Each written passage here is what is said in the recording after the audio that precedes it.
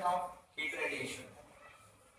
तर emission of heat radiation साठी काय आहे किंवा इमिसिव्ह पॉवर काय आहे ते बघूयात आपण. आता इमिशन ऑफ हीट रेडिएशन समजा वी टेक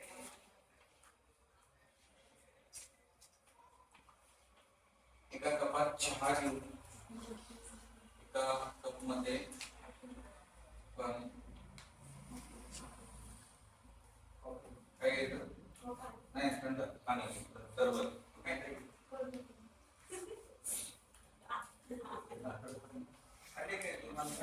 बर्फाचे तुकडे घेतो, सरबत घेतो आणि बर्फाचे तुकडे टाकतो. ओके. आणि इथे जे आहे ते हॉट टी चहा that is also called as hot water घेतो. हॉट वॉटर आणि इकडे काय घेऊ cold water. So you can just observe at the room temperature. At room temperature. काय होईल थोड्या वेळानं? काय होईल? काय ऑब्झर्व होईल याच्यामध्ये तेवढं सांगा मला फक्त. लक्षात घ्या T water, T cold water आणि इकडं हॉट वॉटर आणि मध्ये T0 घेऊ. T0 is the room temperature. Room temperature पेक्षा हे जास्त आहे आणि कोल्ड पेक्षा रूम टेम्परेचर जास्त आहे. समजा हे बघा हॉट वॉटरचं टेम्परेचर हे रूम टेम्परेचर पेक्षा जास्त आहे. कोल्ड वॉटरचं टेम्परेचर रूम टेम्परेचर पेक्षाही कमी आहे. पण या दोन्ही ठिकाणी काय होईल तर या दोन्ही ठिकाणी आपण बघितलं तर याच्यातलं हीट हे रेडिएट इमिशन व्हायला चालू होईल आणि हे काय करेल हे हीट ऍब्सॉर्ब करण्याचा प्रयत्न करेल. म्हणजे आपल्या नेचर मध्ये सुद्धा असे काही ऑब्जेक्ट म्हणूया, असे काही सबस्टन्स म्हणूया जे की आपल्याला रूम टेम्परेचर मध्ये आणण्याचा प्रयत्न करतो. म्हणजे काही प्रमाणात हीट ऍब्सॉर्ब करतं तर काही प्रमाणात हीट काय करतं इमिट करतं. काही प्रमाणात हीट काय करतं इमिट. त्यालाच आपण इमिशन ऑफ हीट असं म्हणूया. Okay. Emission of heat radiation असं म्हणूया. इमिशन इथे हे इमिट केलं ना हे थोड्या वेळाने काय होईल हे रूम टेम्परेचरला येईल. हेही थोड्या वेळाने काय तर टेम्परेचर ऍब्सॉर्ब करून हे कुठे येईल रूम टेम्परेचरला. म्हणजे दोघांचं टेम्परेचर काय होईल इक्वल होईल. त्याला आपण म्हणू थर्मल इक्विलिब्रियम. बरोबर ना. Thermal condition at the room temperature temperature is same. मग इकडे जर आपण बघितलं तर इमिसिव्ह पॉवर काय आहे. पण इमिसिव्ह पॉवर आपल्याला कशाला म्हणायचं इमिसिव्ह पॉवर. इमिसिव्ह पॉवर आपण quantity of radiant energy, quantity of radiant energy per unit area per unit time. Repeat. Emissive power is equal to the quantity of heat per unit area per unit time. Unit area and time 1 value. Okay, that R is equal to Q upon AT. So what is the SI unit? So here will be the SI unit is an here is the heat joule per meter square second. So this is the SI unit of emissive power. What is the coefficient of emission or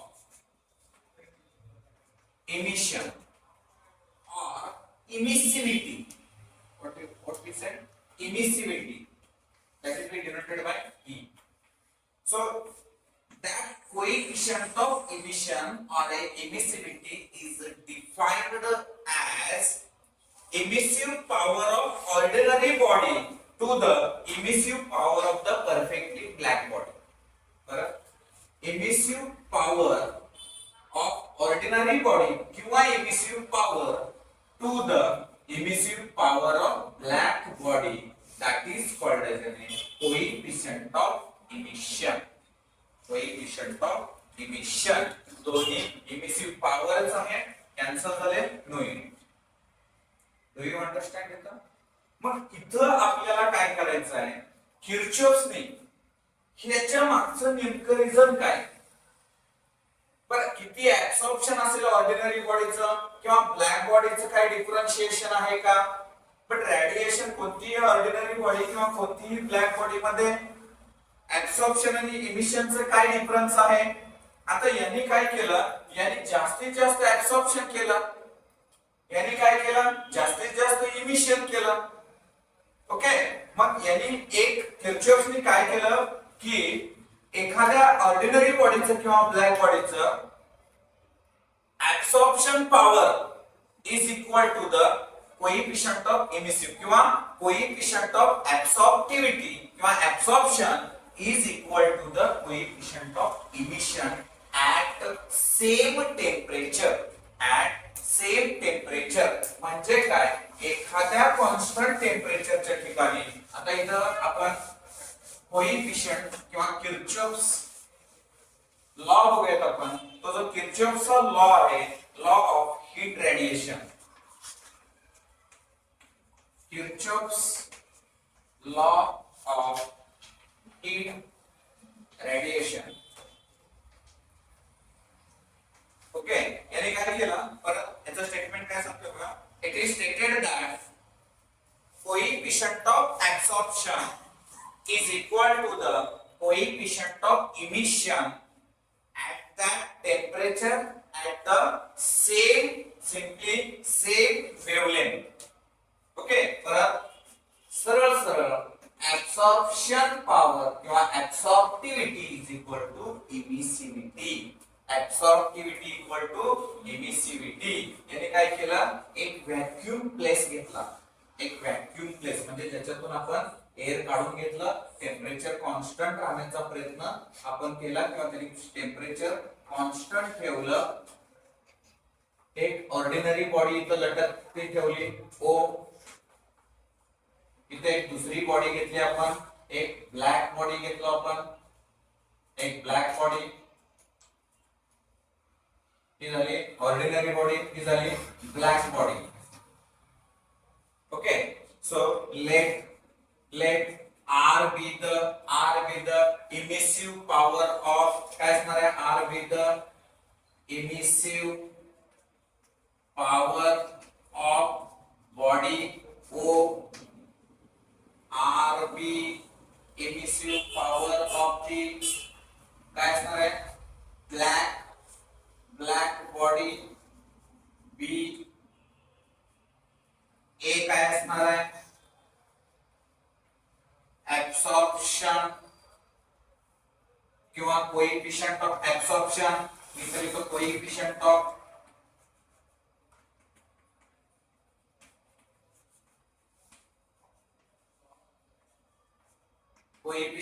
absorption.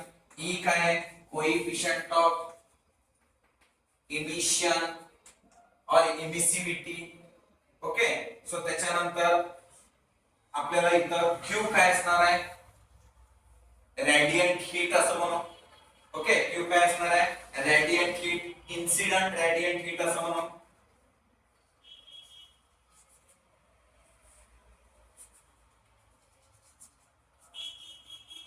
Heat, incident radiant heat. So what exactly proof here, काय किर्चॉफला काय proof करायचं आहे. या ठिकाणी हे एक vacuum घेतलं, ज्या ठिकाणचं टेम्परेचर समजा आपण 30 डिग्री सेल्सिअस म्हणजे ऍट रूम टेम्परेचर घेऊया वाटलं असतं. एक कॉन्स्टंट टेम्परेचर, कुठलंही कॉन्स्टंट टेम्परेचर घ्या. त्या कॉन्स्टंट टेम्परेचरला एक ऑर्डिनरी बॉडी आणि एक ब्लॅक बॉडीचं ऑब्झर्वेशन करणार आहे. काय त्यांचं सांगताय, जेव्हा कॉन्स्टंट टेम्परेचर असतं तेव्हा दोन्हीकडे ऍब्सॉर्प्शन इक्वल टू इमिशन असतं. Absorption equal to emission. ऍब्सॉर्प्शनचा फॉर्म्युला काय आहे, A equal to QA upon Q. E is equal to काय आहे, R upon RB. So that is mean by आपल्याला इन शॉर्ट सिम्पली काय आपण प्रूफ केलं, QA अपॉन Q बरोबर R upon RB. Absorptivity, coefficient of ऍब्सॉर्प्टिव्हिटीचा formula काय किंवा coefficient of absorption, coefficient of absorption आपल्याला सांगतं QA upon Q. So can I say here directly write QA equal to A into Q? QA काय झालं? Coefficient of absorption. Okay, so आता हे काय हीट रेडिएशन जे करतं ते ऍब्सॉर्प्शन. समजा आपण ऑर्डिनरी ऑब्जेक्ट वर काय केलं, काही प्रमाणात आपण हीट इथं इन्सिडेंट केलं, म्हणजे काही प्रमाणात हे ऍब्सॉर्ब करणार, काही रिफ्लेक्ट करणार, तर काही काय करणार आहे, इमिट करणार. क्यू इतकं इन्सिडेंट केलं, क्यूए इतकं काय केलं यांनी, ऍब्सॉर्प्शन केलं, म्हणजे ह्याचा ऍब्सॉर्प्शन पॉवर आपण काय लिहू शकतो, एक क्यूए इतकं काय केलं इथं ऍब्सॉर्प्शन. यांनी काय केलं, ब्लॅक बॉडीचं जर आपण इन्सिडेंट जर बघितला तर ऑर्डिनरी ब्लॅक बॉडीचं जेवढं हे इमिट ऍब्सॉर्ब करणार आहे तेवढं हे सेम काय करणार आहे, इमिट करणार आहे. इथं थोड्या प्रमाणात हे करेल, पण आता या ठिकाणी जर बघितलं आपण तर मला इथलं ऑर्डिनरी बॉडीचं जर बघायचं झालं, emissive power R is equal to, तर इमिसिव्ह पॉवरचा फॉर्म्युला काय सांगतो आपल्याला, emissive power equal to radiant heat किंवा Q upon A into T.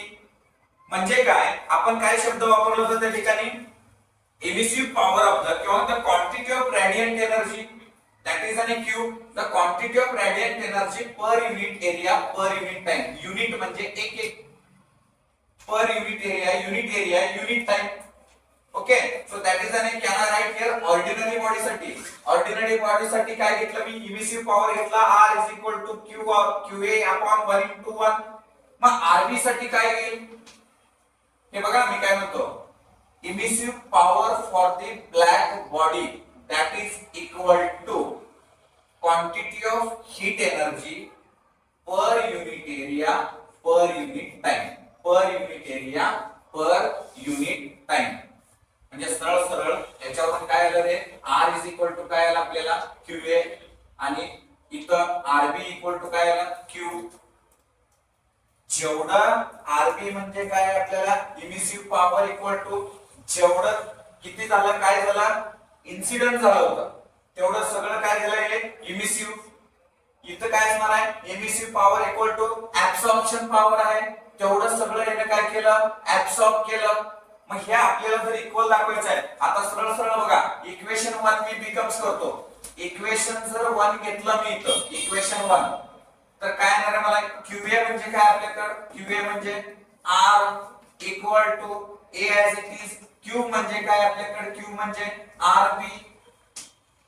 तर A बरोबर मी काय लिहू शकतो, A equal to R upon RB, A equal to R upon RB.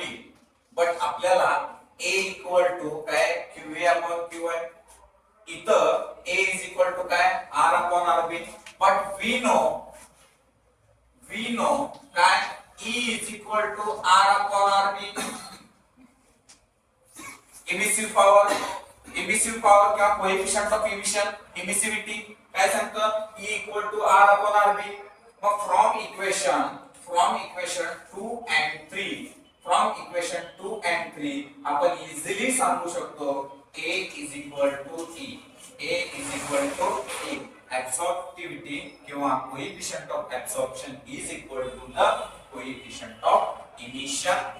याच्यावरून एक एक्सपेरिमेंट केलाय छोटासा, त्या एक्सपेरिमेंट मध्ये काय केलं, ऑर्डिनरी बॉडीवर काही रेडियंट एनर्जी टाकली, इन्सिडेंट रेडियंट एनर्जी केली, आणि काही ब्लॅक बॉडीवर इन्सिडेंट रेडिएशन एनर्जी केलं, आणि त्या दोघांचंही ऑब्झर्व केलं. ज्यावेळेस टेम्परेचर इक्वल असतं, ज्यावेळेस टेम्परेचर सेम असतं, त्यावेळेस त्याचं ऍब्सॉर्प्शन आणि इमिशन पॉवर दोघांचं काय असतं, सारखं असतं, सेम असतं. हे एवढं फक्त एक सिंपल एक्सपेरिमेंट कोणी केला, किर्चॉफने केला. समजतंय, किर्चॉफ्स करंट लॉ वेगळा आहे, व्होल्टेज लॉ वेगळा आहे, आणि हीट रेडिएशन वेगळं आहे. आणि एक 2-3 मार्कासाठी आपल्या एक्झामला विचारलं होतं. याचं स्टेटमेंट पण फार सिंपल आहे. काय सांगितलं statement, it is stated that coefficient of absorption is equal to the coefficient of emission at that temperature at the same wavelength. Clear है? Right? Spectral distribution of black body radiation. याच्याकडे जात असताना ना सुरुवातीला एक काळी बॉडी घेतली, black body घेतली. ओके, त्याच्यावर काही हीट एनर्जी इन्सिडेंट केलं, त्याच्यात काही काय झालं, इमिशन झालं, काही ऍब्सॉर्प्शन झालं, काही इमिशन झालं, काही रिफ्लेक्ट झालं. Black body 30 degree Celsius at room temperature असं धरू. त्याचा कलर चेंज झाला नाही, कलर तेच राहील, काळे ते काळे. ओके, किती काय म्हणतात ते लवली लावा, काही होत नाही. आता आपण त्याला काय करू, 100 डिग्री मध्ये घेऊन जाऊ, 100 डिग्री सेल्सिअस. आपण नाही आजकाल एवढं खतरनाक पाऊस आले ना, ते काहीतरी बडवायचं. ते एक पोरगा एका ठिकाणी असलं येतं ना, एवढं थर निघतो त्याला जर पुसून काढलं तर, ते एवढं बडवून देतात. त्याला म्हटलं फाउंडेशन सिस्टम कुठले ते तर मला पण सांग. माझाही कलर उजळा पण नाही त्याला, वरच्यावर ह्याच्यात जाईल तसं काळा पडायला लागले म्हणलं वरच्यावर. चेहरा उजळ होण्यासाठी सर म्हटला त्याला मी फाउंडेशन नाही लावत. काय तर नाव सांगितलं तर शाईन काय सनस्क्रीन क्रीम, त्या स्किनला काय ताप होत नाही म्हणजे त्रास होत नाही असं काहीतरी म्हणजे. काय माहिती एवढा थर पांढरं शिपट दिसतंय राहून, नुसतं भगार एवढं तसं एवढं हे करून आणि त्यातनं मास्क लावायचं. एक थर दिसायला एक सरकावून दिले, ती मास्क सटकून गेलं, वरचा थर निवारे हाताला लागला. ते काय लक्षात लेकर काय लावतात ना, काही नटाची उड्या. पण मी त्याला पिशवी झाडलो, त्या पिशवीत ते निघालं. रुमाल झाडला, रुमालामध्ये पावडर, ते स्प्रेचा वास यायला लागला.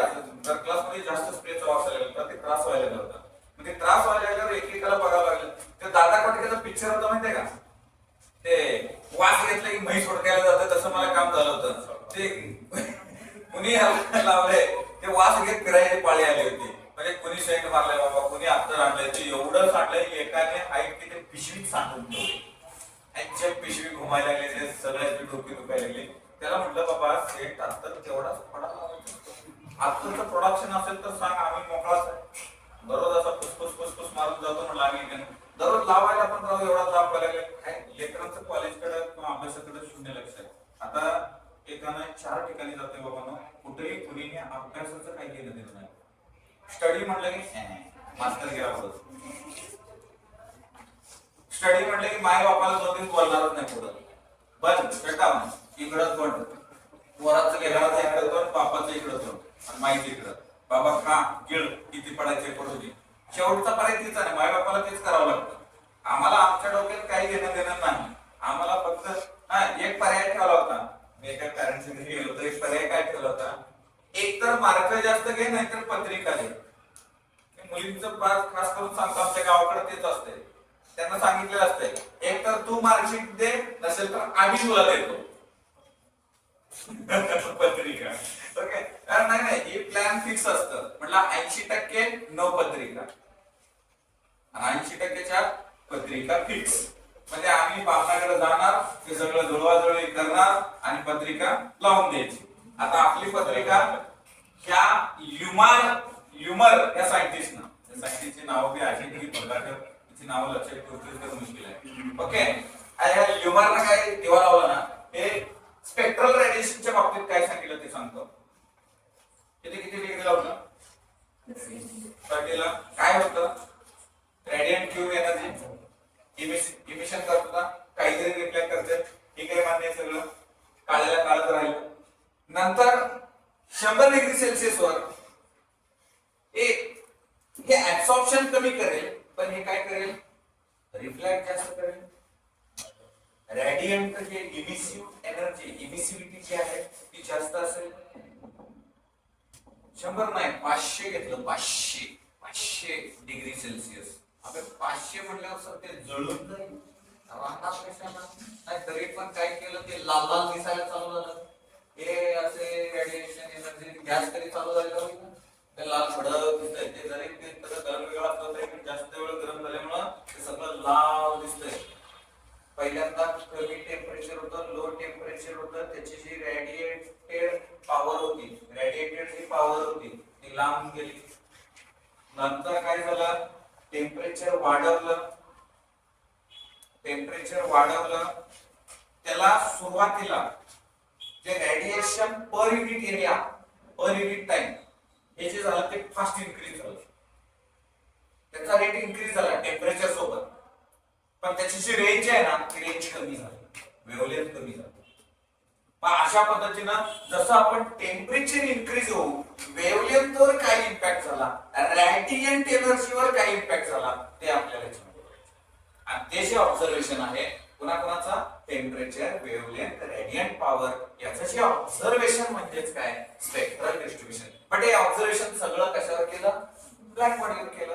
हे सगळं कशावर केलं, ब्लॅक बॉडीवर. जर इथं तुम्ही ऑब्झर्वेशन केलं असेल, काय ऑब्झर्वेशन केलं असेल तर हे जे रेडियंट वाय ऍक्सिस ला काय दाखवलंय आपण रेडियंट, एक्स ऍक्सिस ला काय दाखवलेलं आपण वेव्हलेंथ दाखवलंय आणि त्या ठिकाणी आपण काय दाखवलंय टेम्परेचर दाखवलंय. Suppose at the we take as a 3000 Kelvin temperature, then what happen? There is the radiant power is in a small, but this is in the three regions. म्हणजे हे जे आहे ते रेडिएशन त्याचं रिजन आहे UV, ultraviolet, visible region आणि त्याच्यानंतर काय असतं IR, इन्फ्रारेड. आता याच्यामध्ये हे जे बदल स्लॉट आहेत ते विजिबल रिजन मध्ये, म्हणजे आपल्या साध्या डोळ्याला पण हे रेडिएशन दिसतं ना, ते रेडिएट एनर्जी आणि लॅम्बडा याचं रिलेशन काय असेल. आता या ठिकाणी बघा सुरुवातीला मी काय केलं, टेम्परेचर किती होतं 3000, माझं वेव्हलेंथ म्हणजे लो टेम्परेचर असल्यावर वेव्हलेंथ जास्त मिळालं, लो टेम्परेचर असल्यामुळे मला काय मिळालं वेव्हलेंथ जास्त मिळालं, पण काय कमी मिळालं बघा रेडियंट पॉवर कमी मिळाली. पण नेक्स्ट टाइमला आपण टेम्परेचर वाढवलं, हे मला लक्षात द्या, आपण टेम्परेचर वाढवलं, टेम्परेचर वाढवलं तर आपल्याला हो रेडियंट पॉवर वाढलेली दिसते, पण ती बघा नंतर कमी झालेली आहे, काही वेळेनंतर कमी होते. ते टेम्परेचर किती आहे आपल्याला 4000, पण वेव्हलेंथ काय होतंय रिड्यूस होतं. परत आपण काय इन्क्रीज केलं 5000 केलं, 5000 के केलं केल्विन. सो 5000 केल्विन केल्यानंतर इथे रेडियंट एनर्जी, रेडियंट पॉवर हे वाढलेला दिसला, बट याच्यातली जी वेव्हलेंथ आहे ती वेव्हलेंथ काय झाली विजिबल रिजन मध्ये दिसला आपल्याला, वेव्हलेंथची साईज काय झाली कमी झाली, रिड्यूस झाली. मग आता मॅक्सिमम वेव्हलेंथला आता इथं बघा परत टेम्परेचर वाढलं, परत रेडियंट पॉवर काय झाले वाढले. म्हणजे या ठिकाणी जर बघितलं रेडियंट पॉवरचा जो ग्राफ आहे ते युनिफॉर्मली नाहीये, नॉट युनिफॉर्म आहे. काय आहे नॉट युनिफॉर्म आहे. दुसरं काय आपल्याला याच्यामध्ये दिसलं, दुसरं जे आहे ते रेडियंट पॉवर इन्क्रीज झालं कोणासोबत इन्क्रीजिंग वेव्हलेंथ. ओके, तिसरं जे आहे तिसरं काय झालं बघा, एक याच्यामध्ये रेडियंट एनर्जी आपण जे इमिसिव्ह पॉवर घेतलं होतं, इमिसिव्ह पॉवर इक्वल टू काय घेतलं होतं radiant energy per unit area per unit time सोबत चेंज होतं. त्याच्यानंतर जे घेतलं आपण हे सगळ्यात इम्पॉर्टंट आणि सगळ्यात मस्ट मॅक्सिमम ची वेव्हलेंथ आहे, that is an inversely proportional to temperature. म्हणजे लॅम्बडा मॅक्सिमम, मॅक्सिमम वेव्हलेंथ कधी असेल ज्यावेळेस टेम्परेचर कमीत कमी असेल. टेम्परेचर वाढलं की वेव्हलेंथ कमी झालं, वेव्हलेंथ वाढवलं की टेम्परेचर कमी झालं. The temperature is or the maximum wavelength is inversely proportional to the temperature. Maximum wavelength is inversely proportional to the temperature. हे त्याच्यामध्ये आपण याच्यामध्ये ऑब्झर्व केलं, जर हायर टेम्परेचरला radiant power corresponding to wavelength increases, म्हणजे हायर टेम्परेचरला करस्पॉन्डिंग रेडियंट एनर्जी आणि वेव्हलेंथ सुद्धा काय होईल इन्क्रीज होईल. सो याच्यामध्ये फक्त एकदम शॉर्टली सांगतो, एकदम शॉर्टली एक सगळ्यात महत्त्वाचं लक्षात ठेवा, कुठलं याच्यामध्ये काय काय डिस्ट्रीब्युशन झालं. पहिलं डिस्ट्रीब्युशन रेडियंट पॉवर, याचं जे ग्राफ आहे ते नॉट युनिफॉर्म आहे, कुठेही युनिफॉर्म नाही, टेम्परेचर बदलले ते बदलले, वेव्हलेंथ बदलले. दुसरं वेव्हलेंथ आणि टेम्परेचरचं लक्षात ठेवा.